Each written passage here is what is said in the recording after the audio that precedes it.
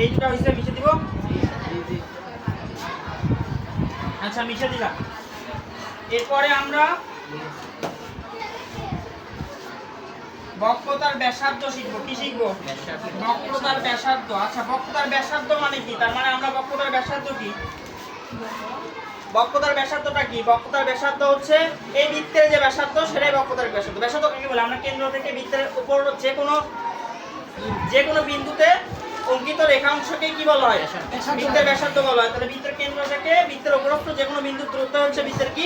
ব্যাসার্ধ। তাহলে এখান থেকে এখানে এই পর্যন্ত তাহলে কি হবে? এটা বৃত্তের ব্যাসার্ধ হবে। এটা কি হবে? বৃত্তের ব্যাসার্ধ হবে অবশ্যই। তার মানে বৃত্তের ব্যাসার্ধ হলে এটা কি হবে?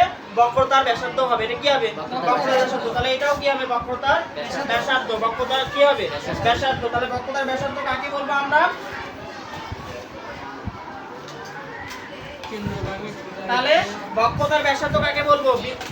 এই যে গোলকের অংশবিশেষ, গোলীয় দর্পণ যে গোলকের অংশবিশেষ তার ব্যাসার্ধ, তার ব্যাসার্ধকে কি বলা হয়? বক্রতার ব্যাসার্ধ। অর্থাৎ হচ্ছে গোলীয় দর্পণ যে গোলকের অংশ তার ব্যাসার্ধকে বক্রতার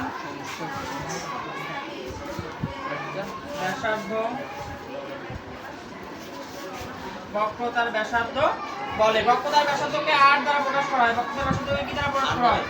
বক্রতার ব্যাসার্ধকে r দ্বারা প্রকাশ করা হয়। তাহলে এর মান তাহলে কি হচ্ছে? r ছোট হাতের r। এই বক্রতার ব্যাসার্ধকে কি দ্বারা প্রকাশ করা হয়? r দ্বারা প্রকাশ করা হয়। এই ব্যাসার্ধকে কি দ্বারা প্রকাশ করা হয়? r দ্বারা। মনে রাখবে। তাহলে এটা হলো বক্রতার ব্যাসার্ধ। এরপরে আমরা কি শিখবো? প্রধান অক্ষ। কি শিখবো? প্রধান অক্ষ। তাহলে প্রধান অক্ষ, তাহলে প্রধান অক্ষটা কি? দেখো প্রধান অক্ষটা কি? বক্রতার ব্যাসার্ধ, বক্রতার এবং মেরুগামী। কি গামী? মেরু দিয়ে যায় এমন রেখা। বক্রতার ব্যাসার্ধ এবং মেরু দিয়ে যায়। ধরো এটাই বক্রতার ব্যাসার্ধ এবং মেরু বরাবর যেটা গেছে সেটা কি হবে? তাহলে এটা বক্রতার ব্যাসার্ধ এবং মেরু দিয়ে যে রেখা যায় সেটা কি বলবো আমরা? হচ্ছে প্রধান অক্ষ। সেটাকে কি বলবো আমরা? প্রধান অক্ষ। ধরো এটাকে এবি চিন্তা করলাম। কি চিন্তা করলাম? এটাকে কি চিন্তা করলাম? এবি। তাহলে এখানে প্রধান অক্ষ কাকে বলবো? একটু মনোযোগ দেই। প্রধান অক্ষ কাকে বলবো? যে বক্রতার কেন্দ্র এবং মেরু দিয়ে যে রেখা যায়, বা বক্রতার কেন্দ্র এবং মেরুগামী রেখাকে কি বলবো আমরা? প্রধান অক্ষ। তাহলে বক্রতার কেন্দ্র, এই যে বক্রতার কেন্দ্র এবং মেরু দিয়ে যে রেখাটা চলে গেছে, যে রেখাটা কি হয়ে গেছে? চলে গেছে। বক্রতার কেন্দ্র এবং মেরুতে যে রেখা আঁকা হয় বা রেখা যায় তাকে কি বলা হয়? প্রধান অক্ষ। তাকে কি বলা হয়?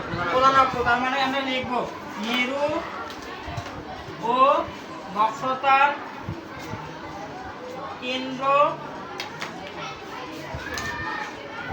গামী, বক্রতার কেন্দ্রগামী রেখাকে কি বলে? প্রধান অক্ষ বলে। কি অক্ষ বলে? প্রধান অক্ষ বলে। তাহলে প্রধান অক্ষকে যেমন যেমন এখানে কি হয়েছে? যেমন এবি প্রধান অক্ষ, যেমন কি? যেমন এবি প্রধান অক্ষ। তাহলে এগুলো অবশ্যই ভালোভাবে জানা লাগবে। আমরা জানি যখন আমরা হচ্ছে বিম্ব গঠন করব বা বিম্ব গঠন করতে বলবে লক্ষ্যবস্তু রেখে, তখন আমাদেরকে এগুলো বুঝতে হবে যে কোথায় প্রধান অক্ষ, কোনটা প্রধান অক্ষ, কোনটা হচ্ছে বক্রতার কেন্দ্র, কোনটা মেরু, এগুলো আমাদেরকে জানতে হবে। মনে থাকবে?